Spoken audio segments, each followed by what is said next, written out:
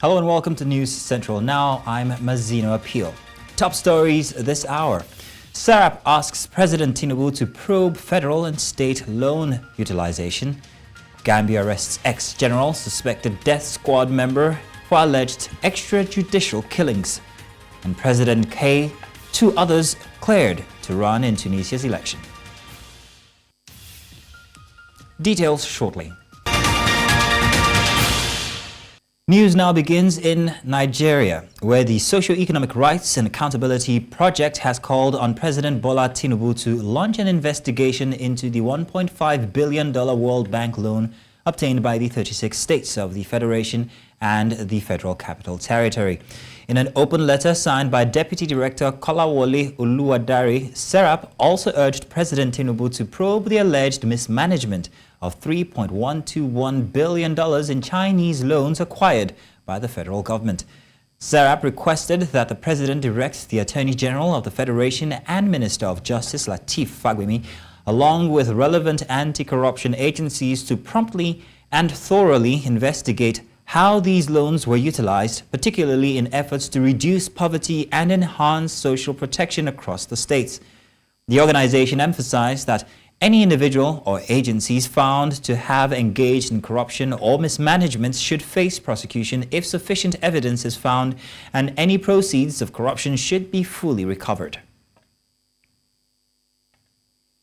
In the meantime, a group of national leaders known as the Patriots, led by Chief Emeka Anyaoku, former Secretary General of the Commonwealth of Nations, met with President Bola Tinubu at the State House on Friday. According to reports, the meeting was centered around the growing concerns of instability and insecurity in Nigeria, exacerbated by political mistrust, national incohesion, and severe economic challenges.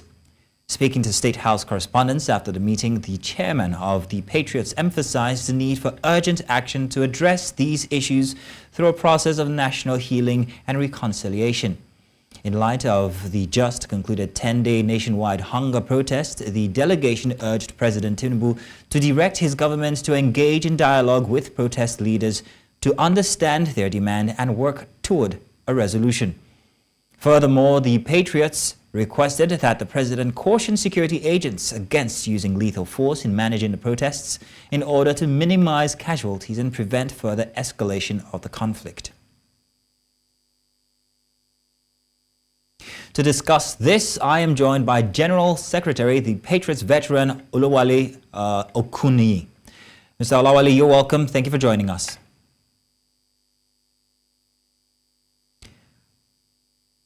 I'm hoping that you're there with us. Well, unfortunately, he is not. We'll bring you that interview at a later time. Now, ActionAid Nigeria has urged the federal government to reinstate fuel subsidies to protect vulnerable Nigerians from the effect of rising inflation and hardship currently being witnessed. While assessing the state of the nation, the group expressed concern over the economic policies of the current administration, saying that it has not helped the informal sector of the economy. Our correspondent, Idong Joseph, reports. According to a June 2024 report by Nigeria's National Bureau of Statistics, within the last 1 year, Nigeria has witnessed high record inflation, with the cost of foodstuff hitting about 40.87% and the devaluation of the naira eroding the purchasing power of many citizens. Given the dire situation, which has forced more hardship on low-income households in the country, stakeholders have called on the federal and state governments to implement programs aimed at protecting vulnerable citizens, especially reversing the removal of fuel subsidy. Urgently implement targeted social safety programs and subsidies to protect the most vulnerable populations from the devastating effects of inflation. This includes reinstating fuel subsidies to ease economic burdens on low-income households and small businesses. While acknowledging efforts by the government to increase the minimum wage of workers, they urged all state governments to ensure compliance and prioritize the use of public funds for essential services. Nigerian workers cannot continue to live on meager wages while lawmakers and certain public officers take home unreasonable and humongous salaries and allowances. In the face of the current economic and financial crisis, prudent financial management practices must be adopted. With the recent Supreme Court judgment mandating the direct release of funds to local governments, they called for effective monitoring to ensure local government resources are efficiently used. They also urged other stakeholders to support efforts to reduce poverty in the country. Overarching thing is to ensure that we're able to contribute to lifting 5 million people out of poverty. If you have 20 organizations doing what ActionAid is doing, we will definitely eradicate poverty. We'll definitely eradicate poverty or get 100 million persons out of poverty in Nigeria in the next 10 years. The ActionAid Nigeria also demands substantial improvement in security measures and intelligence gathering to combat kidnappings and terrorism in the country. In Abuja for News Central, I am Idonk Joseph. With the country's economic crunch tightening, more and more Nigerians are feeling the effect of the hard times. The government has repeatedly assured the people that the current situation are birth pangs that will ease off over time. But for most citizens, these endless messages of hope offer little succor as they find it increasingly difficult to survive. In this report, News Central's Chinwe Ogele experienced firsthand the survival struggles of a typical family in Abia State. The reality in the country today is such that many families now only worry about their daily meals and maybe their children's school fees. Embarking on capital projects such as construction of houses or purchase of new cars have become extremely expensive. Mrs. China Sokoronko is a civil servant who lives with her family in Ohokobendume, one of the communities in Omaha North local government area of Abia State. As a junior staff in the Ministry of Women Affairs, her salary is barely enough to take her family through each month with her sons, one of whom living with disability, daughter-in-law and grandchildren.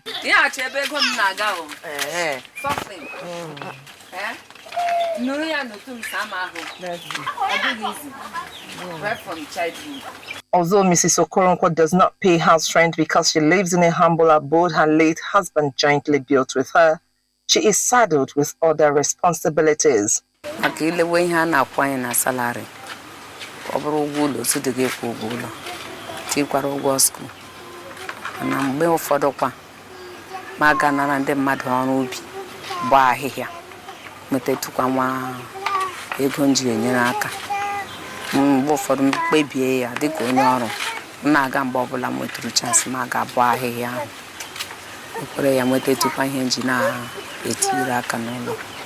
Daily, she spends a minimum of 400 naira on transportation to and from work due to the distance of her workplace, when she can, but treks sometimes in order to conserve some money for other pressing needs.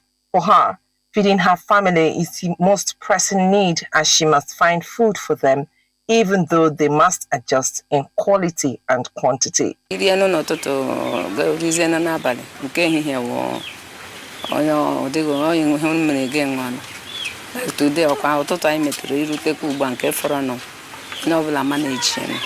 Government constantly seeks understanding and patience from the citizens, but for how long can the people patiently wait while struggling to feed, pay house rents, electricity bills, transportation fares, among many others?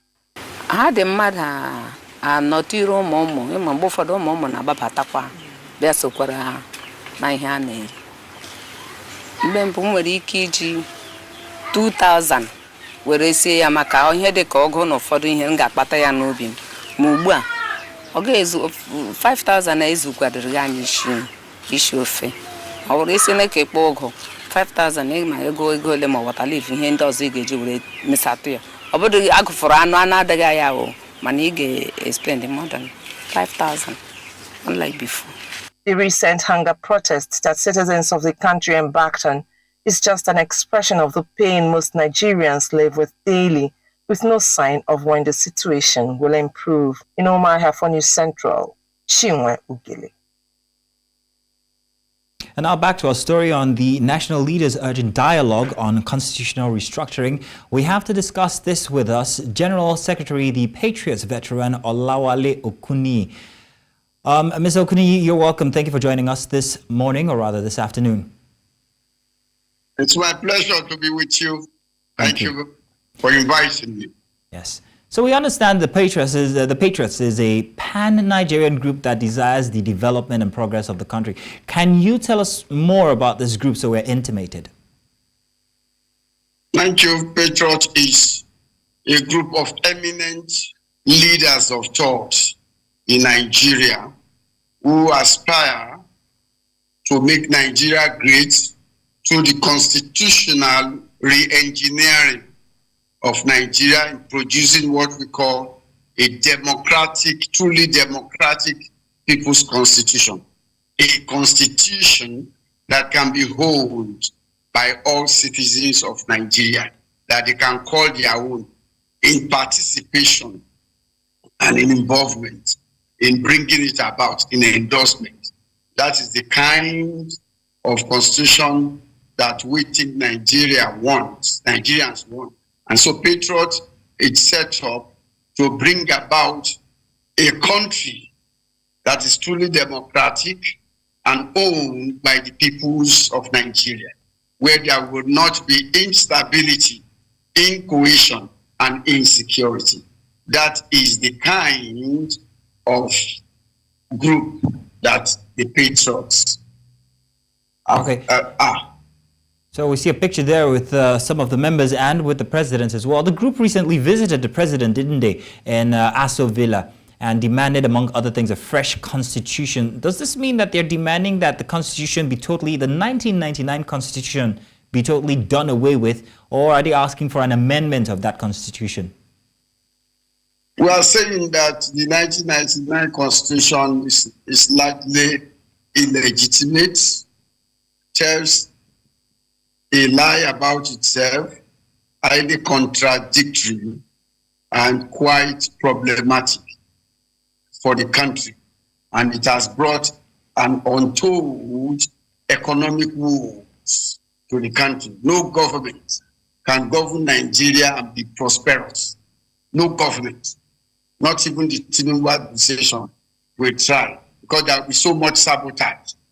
And there's so much disbelief or distrust about the country, given the constitution. So constitution creates a nation and creates democracy in the nation. And that democracy inspires patriotism. So if there is no agreement, no democratic agreement, no sense of ownership, then nobody will defend the integrity of the nation, because they believe it's just for a few who will just exploit the nation. And so nobody wants to, and people will begin to even, misuse resources, facilities, and so on, and assets of the country, because they don't really believe that the country is theirs and it will serve them. Therefore, we want a new democratic people's constitution, a constitution that can create the basis of patriotism, collective patriotism, that people can say, yes, I participated in making this happen. That is the kind of that can elicit and invoke the spirit of patriotism to defend the integrity of Nigeria. But the 1999 constitution is not highly problematic, highly controversial, highly contradictory in terms of we have said that no amount of amendments of a document that did not derive its legitimacy from the peoples and citizens of Nigeria can legitimize that constitution. or document. You can do 200. The origin and the procedure of bringing about that constitution is the problem. And so if the foundation of any product is faulty, what righteousness can the Tinubu administration build on it? No righteousness. You can't build any you can't face economic reforms from today till Mr. Okuni. You will never get it. Mr. Okuni. Because the foundation for economic reform and Mr. Okuni, you also called for dialogue between the leaders of the aggrieved protesters who just... Mr. Okuni, I'm hoping you're listening. You called for dialogue between the leaders and aggrieved protesters who just ended the End Bad Governance movement. What's the position of the group on the, protest itself and also the police, the way they handled the protests from the past 10 days? Well, as our leader, Chief Emeka Anyoku, the former Secretary General of Commonwealth, has said before the president, we find some of the demands being made by citizens to the protesters as legitimate. They are legitimate. They are also the right of citizens to make. And therefore, rather than use lethal weapons, guns and ammunition to manage protests, we said to Mr. President that he should try and instruct security agents to refrain from using lethal weapons to manage so that we can minimize casualties. These are citizens, yes, they could be infiltrated, but the police should have capacity to isolate infiltration from the genuine protesters. And then we are saying that the president should immediately initiate dialogue, organize dialogue with protest leaders, on the demands of the protesters. If dialogue will resolve this, will move us forward. Just like the government have dialogue with the labor unions, their leader. We know the leaders of this protest. They speak to us as the conscience of the nation. We know them on the street, newspaper report them. We can help government identify them and bring them to the table. And that will stop protest. Because those who make peaceful protest impossible always make violent one inevitable by driving such peaceful protest underground, and it becomes a guerrilla warfare. We don't want that in Nigeria. So we have suggested to government immediate dialogue with the leaders of the protest. Government should take the initiative to organize that. Identify the leaders. If we need help in that direction, we will help them. Thank you. We will help them to identify. Thank you very much. Thank you very much, veteran. And negotiate with this. Yes, thank you very much, sir.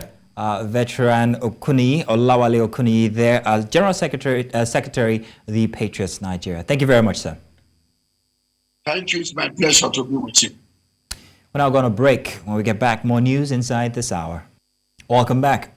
Residents of Abuja have called for more protection of the rights of consumers, saying consumers in Nigeria continue to have their rights flagrantly abused. Some of them called for the Federal Competition and Consumer Protection Commission to live up to its responsibility and prevent future occurrences of such abuses. News Central's Joshua Imarai reports. These Nigerians are just a few out of many who have experienced one case of dissatisfaction and abuse of consumer rights. They claim that there are numerous issues surrounding consumer rights abuse, highlighting widespread challenges. You consume and water board will come and give you bill. By the time you pay the bill, you discover that the bills being given to you is not commensurate to what you consume as somebody who consumed the water bill. I've been in a situation whereby I was on the queue because I was not part of the organization. They said I should go because I was not looking rich. It was a very big setting actually, so it was a classic setting. So I was told to go back and wait that after they will call me. That's an abuse, very big one. This estimated NEPA bill that they do bill us, even we've complained on the several occasions for them to give us prepaid. But yet, up to now, they've not given, and we have to tell them, please, just take away the wire. We don't want anything until you give us the prepaid. Up to now, we've not seen anything regarding the prepaid, and nothing. We are just in darkness, we don't even know what is happening. I took somebody for a treatment because the attitude of the nurses, so challenge attitude, they don't really care. At the end of the day, it's not that you are going to that hospital for free. You are paying. NHIS are deducting your money monthly, but when you go visit a hospital on one complaint, and if the drug is expensive, that you need is expensive, if you go to NHIS the office, they will tell you the drugs are out of stock, OS. So you'll be forced to go and sort out yourself to buy the medication. The case of this man and his cooker was a relatable experience. As I was using to boil beans, the thing sparked again, that the naked light came out. So I went to where I bought it. Getting there now, they refused to collect. They say, okay, I should go and repair it. Despite facing numerous challenges, these individuals are resilient in their hope that the Federal Competition and Consumer Protection Commission will step up its efforts to protect and promote consumer rights in Nigeria. In Abuja for News Central, I am Joshua Imarayi. Away from that now, the National Youth Service Corps has refuted claims circulating on social media that Corps members' bank accounts are being upgraded in preparation for the payment of a new 70,000 naira national minimum wage. In a statement released by NYSC's Director of Information and Public Relations, Eddie Megwa, the organization clarified that no directive has been issued by the relevant authorities to begin paying the 70,000 naira minimum wage to Corps members or to upgrade their accounts. Megwa described the reports as misleading and entirely false, urging Corps members to be cautious and not fall prey to those attempting to deceive and misinform the public. Nigerian investigative journalist David Hundeyin has accused an international non-governmental organization, Dialogue Earth, of offering him an 80,000 or rather 800,000 naira bribe to smear the world's largest single-train refinery, Dangote Refinery. In a lengthy post on his X account on Saturday, August 10, 2024, Hundeyin detailed how the NGO reached out to him sometime last week with a brief that required him to write a negative review about the Dangote Refinery using climate change and environmental concerns as justifications. According to the controversial roundsman, Dialogue Earth, formerly known as China Dialogue Trust, is based in London, United Kingdom, and headed by an Oxford professor, Sam Gale. He alleged that several American intelligence fronts, such as Ford Foundation and Climate Works, which is blacklisted in India for funding organizations working against India's national interests, are financiers of the NGO. Meanwhile, former Vice President Atiku Abubakar has urged caution amid the ongoing dispute between Dangote Refinery and the Nigerian Upstream Petroleum Regulatory Commission over crude oil supply to the refinery. In a post on his X handle on Saturday, Atiku emphasized that the primary focus should be on nurturing and developing the 650,000 barrel per day refinery. He noted that this principle is crucial for both local and international investments. The latest dispute began on Thursday when the Dangote Group accused the NUPRC of failing to enforce the domestic crude supply obligations, stating that it has yet to receive sufficient crude locally. In response, the NUPRC refuted the claim on Friday, asserting that it facilitated the supply of over 29 million barrels of crude oil to the Dangote refinery between January and June 2024. However, the Dangote refinery quickly countered, stating that it had not received any such amount of crude. Nigeria's federal government has launched the Rideshare Compressed Natural Gas Conversion Incentive Program with the presidential initiative by CNG app to help drivers convert their vehicles to use compressed natural gas as an alternative to fuel source. The initiative is aimed at also helping citizens have access to affordable transportation as part of the federal government's palliative to reduce the hardship being experienced in the country. Amadin Uyi reports. Despite having one of Africa's largest petroleum reserves, Nigeria has been unable to address issues of fuel shortages for citizens. With long queues becoming irregular in many fuel dispensing stations across the country, the introduction of compressed natural gas as an alternative fuel source by government is seen by many as a solution to this problem. The rising cost of traditional fuel have posed a significant challenge to both drivers and passengers, often leading to higher fares and reduced access to affordable transportation. This is a revolution. For us, CNG is not just about lower transportation. It's about Nigeria looking inwards for the first time in a long time to use the resources God has blessed us with. But utilizing our resources by combining it with our most potent resource, which is our human resource. As the federal government launched the Ride-Share Compressed Natural Gas Conversion Incentive Program and the Presidential Initiative, My CNG app, many here in attendance see the initiative will help drivers convert their vehicles to CNG and provide affordable transportation for citizens. The CNG Conversion Incentive Program, in conjunction with the My CNG app, is a bold response to these challenges by offering 50% discount for rideshare drivers upon sign-up and rescheduling through the My CNG app. As a cheaper and cleaner alternative to petrol and diesel, it embodies our aspirations for a country that is committed both to the much talked about energy transition and to the economic well-being of its people. They say CNG can help provide affordable alternatives and bring an end to current hardship being experienced by Nigerians. Nigeria's e-hailing market is thriving. Nigeria's CNG sector is here to make the e-hailing sector move faster, to ensure that young people, old people, even medium-aged people can benefit from the government policy of cheaper, safer, more reliable, and cleaner fuel for the transportation sector. Stakeholders present see the Ride-Share Compressed Natural Gas Conversion Incentive Program will help provide flexible and cost-effective mobility solutions to millions of Nigerians, especially youths.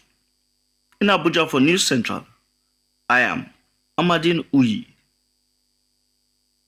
Now, a dismissed soldier and his friend have allegedly killed a tricycle rider, James Luka, of Pola area of Maiduguri, the Borno state capital, and buried him in a shallow grave in Kasuwa Fara, the popular grasshopper market. This was as Borno State Police Command unveiled 97 suspects, among them involved in recent protest-related violence, including 7 social media influencers accused of inciting violence. News Central's Umaru Kirawa reports. A crackdown on the unrest which trailed the nationwide protest of the 1st of August 2024 in Maiduguri, the Borno state capital. These persons were arrested for different crimes, including theft, mischief, and unauthorized display of foreign flags while protesting alongside other citizens.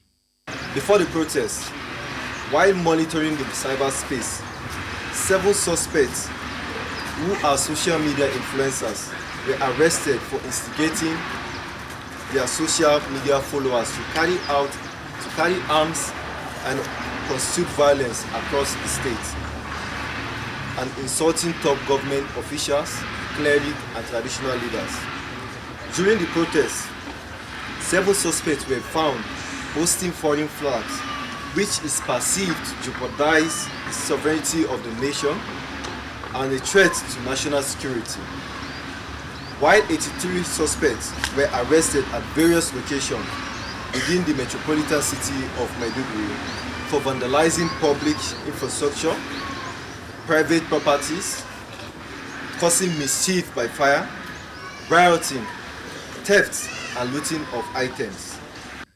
One scary narrative among the suspects paraded by the police is that of a dismissed soldier and his friend who were said to have chartered a tricycle, popularly known as Keke Napep, on Monday then killed the driver and buried him in a shallow grave. I say request the receipt. I will receipt from the some watch that to go rush into Abuja. See what's got some shift machine so the other one you can share with like each other.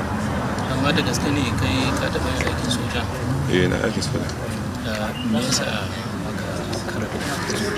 I said without leave. Here is the keke napep that was catered away and stolen by the Assyrians who killed Mr. James at behind Shagari locus. So it is confiscated and held as exhibit. Further brief after the end of other investigation will be discussed for accountability and transparency.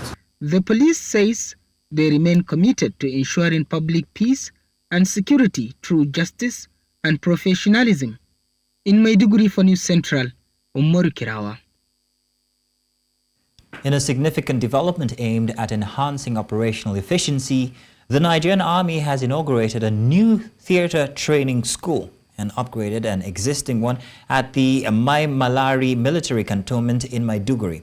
Major General Y.D. Shaibu, Theater Commander, Northeast JTF Operation Hadin Kai, says the facilities are expected to play a crucial role in advancing the combat skill of troops. News Central's Umaru Kirawa completes the report.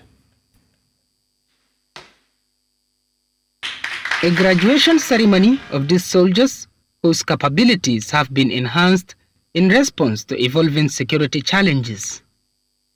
To further bolster the morale of soldiers and future trainees, the Nigerian Army thought it wise to upgrade its training school and establish a new one. The commissioning of this new training school represents a major investment in the future of Northeast Joint Task Force operations, with the sole aim of returning normalcy to the Northeast Theater of Operation. It is a testament that Theater Command is committed to providing our personnel with the best possible training facilities in line with the strategic guidance of the Chief of Army Staff. Let me at this point express my profound appreciation and gratitude to the Chief of Army Staff who made this project possible. The new school will provide enhanced training in counterinsurgency operations, crucial for the ongoing fight against Boko Haram. And why I urge you to maintain the highest standards of professionalism and integrity in everything you do.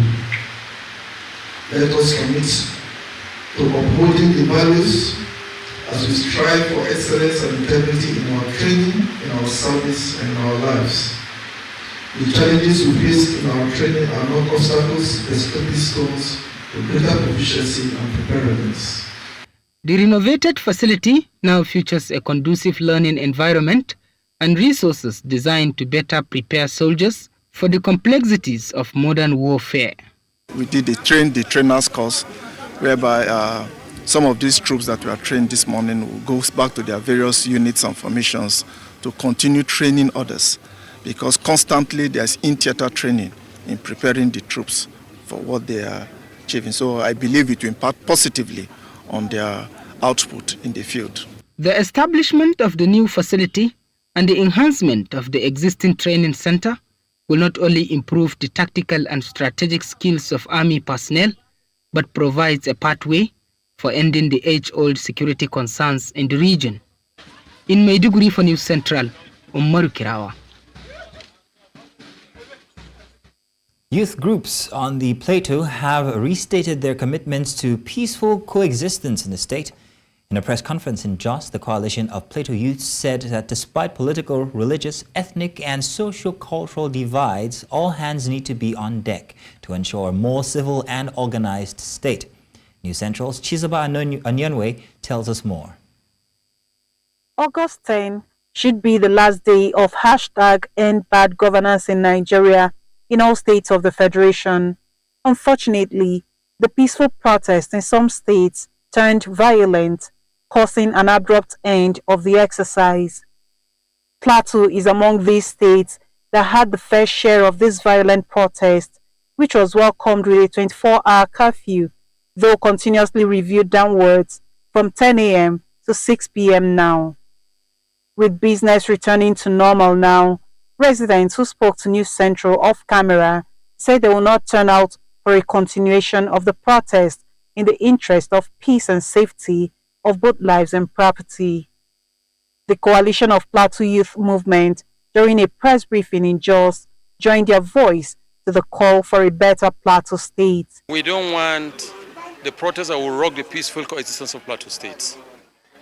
That is why most of us have written and have called out that we are against the protest. Any peaceful protest, it snowballs to destruction of lives and properties. As you can see, it was peaceful, first, second day. But afterwards, some miscreants took advantage and want to tarnish the image of the state. And today I have made it categorical here that as lawful as we are, we should not indulge in what will destroy the entity and sanctity of the state. In another development pertaining to the protest, the Plateau State Independent Electoral Commission say new dates of activities for the local council elections in the state will be announced soon. These adjustments ensure that the election process continues smoothly while maintaining the integrity and fairness of the electoral system. PLASEC remains fully committed to ensuring that all political parties can participate in the elections without any disadvantage. We want to reassure the public and all stakeholders that the rescheduling will not affect fairness or transparency of the election process. Our focus is on providing a level playing field and equitable opportunity for all political parties involved. We appreciate the understanding and cooperation of all political parties, aspirants, and voters as we navigate these changes. PLASEC will continue to provide updates and further information as necessary to ensure a smooth and effective election process. It is hoped that with these measures put in place, Plateau will wear a better face with its normal activities sooner than later. In Jos for News Central, Chizoba Anyuwi. Coming up, Gambia arrests ex-general suspected death squad member. We'll bring you more details after the break.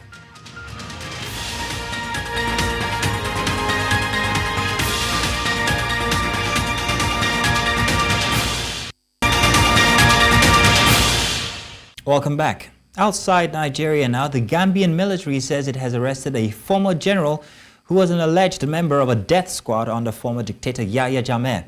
Former Brigadier General Bora Koli is alleged to have belonged to a paramilitary unit nicknamed the Junglers, which has long been accused of carrying out extrajudicial killings and torture by the United Nations and rights groups. In a statement, the Gambian Armed Forces said Koli was arrested around midnight when he voluntarily surrendered himself to the GAF military police in Yundum Barracks near the capital Banjul. Koli is currently detained and is cooperating with the military police in their investigations. And in Tunisia, the Tunisian Election Board has announced that 3 candidates, including incumbent President Saied, has been cleared to run in upcoming elections.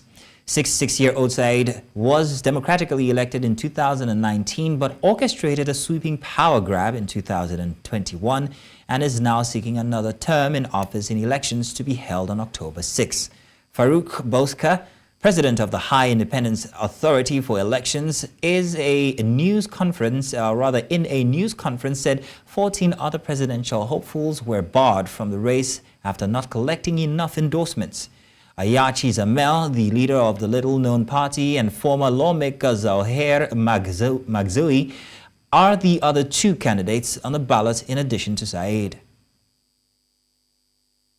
قائمة المترشحين المقبولين أولياً للانتخابات الرئاسية لسنة 2024 وعدد التزكيات الشعبية أو النيابية الصحيحة المقدمة من طرفهم باعتماد الترتيب الزمني لإيداع الترشحات كالآتي: السيد زهير بن محمد صالح المغزاوي وقدم في ملف ترشحه 11 تزكية نيابية صحيحة من مجلس نواب الشعب. السيد قيس بن المنصف سعيد وقدم في ملف ترشحه 248,467 تزكية شعبية صحيحة موزعة على 135 دائرة انتخابية تحتوي على الأقل على 500 ناخب في كل دائرة منها، بالإضافة إلى 294 تزكية نيابية من أعضاء الغرفتين النيابيتين ومن رؤساء مجالس الجماعات المحلية المنتخبة. السيد عياشي بن عبد الحميد زمال وقدم في ملف ترشحه 10,457 تزكية شعبية صحيحة موزعة على 10 دوائر.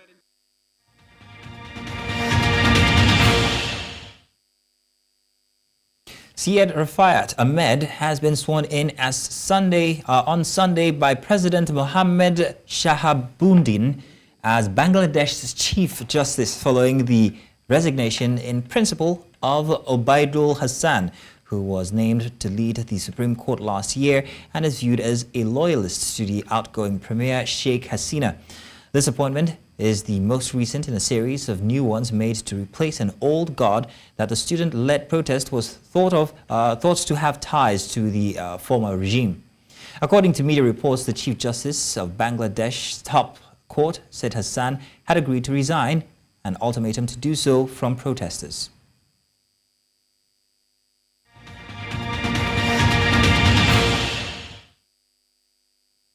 Business now. The federal government has initiated a $500 million project to upgrade power transmission infrastructure in Lagos and Ogun states. The initiative, funded by the Japanese International Cooperation Agency JICA, aims to address power shortages hindering industrial growth in the region. Power Minister Adebayo Adelabu announced the project during a visit by Ogun State Governor Dakwa Abiodun. The project will involve constructing new substations, upgrading existing ones, and expanding power lines to boost capacity in Agbara, Mowe, and Shagamu industrial clusters. Adelabu appealed to the governments to collaborate in improving gas supply to power plants and industries in the state. Abiodun commended the minister's effort and requested further support for Ogun State's industrial sector. The Naira appreciated against the US dollar on Friday, trading at 1,585 Naira to the dollar in the parallel market. This represents a slight improvement from the previous day's rate of 1,590 Naira on the official NAFEM market. The Naira strengthens to 1,574 Naira per dollar. Market analysts attribute the Naira's gain to increased dollar supply and reduced demand. However, they cautioned that sustained appreciation requires fundamental economic reforms, including addressing petrol subsidies and diversifying the economy. The Central Bank of Nigeria has introduced the retail Dutch auction system to enhance foreign exchange accessibility, but challenges persist due to unclear FX forward contracts. The Manufacturers Association of Nigeria has criticized the CBN for failing to settle billions of dollars in outstanding obligations. Meanwhile, a stronger US dollar driven by robust economic data and geopolitical tension is exerting pressure on the Naira. Sports now. A team of 24 Nigerian athletes have been penciled down and set to begin a training tour in Germany ahead of 2024 Paralympic Games. Nigeria has consistently participated in the Summer Paralympics since its debut in 1960 in Rome, Italy.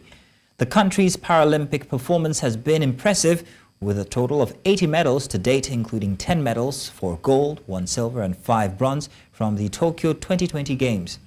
To highlight the athletes' journey, the Paralympic Committee of Nigeria is creating a documentary about Team Nigeria's para-athletes.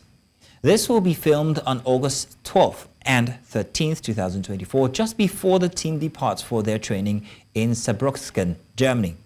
The 24-athlete Nigerian contingent will compete in 4 sports at the Paris 2024 Paralympic Games: para-athletics 5 athletes, para-badminton 2 athletes, para-powerlifting 9 athletes, and para-table tennis 8 athletes.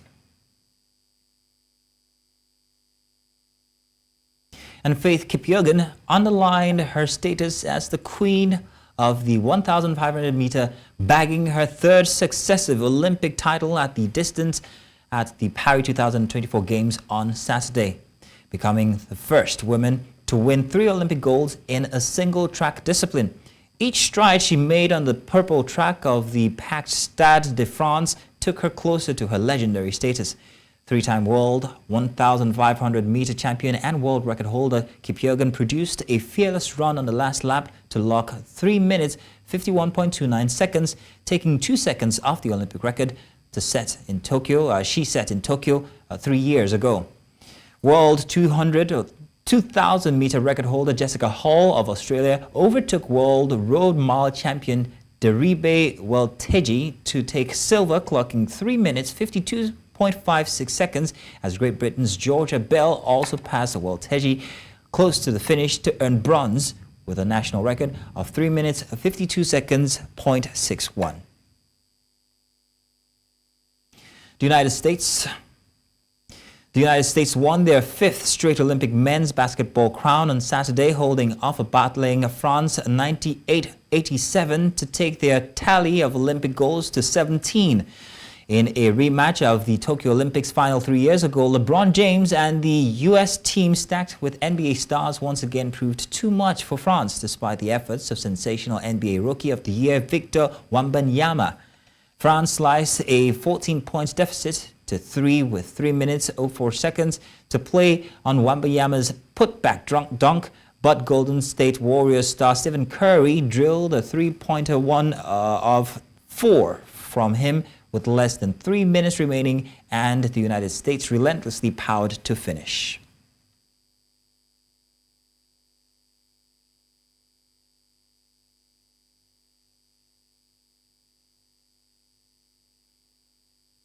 And that's all this hour.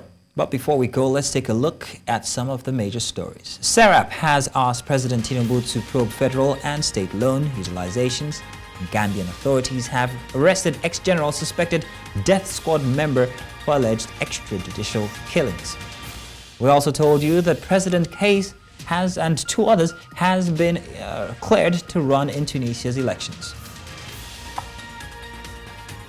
Now do remember to send your eyewitness report to the WhatsApp number on your screen now. And do follow us on social media. We are at News Central TV.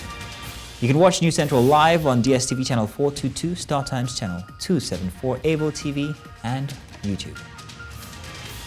Many thanks for watching. My name is Mazino Appeal.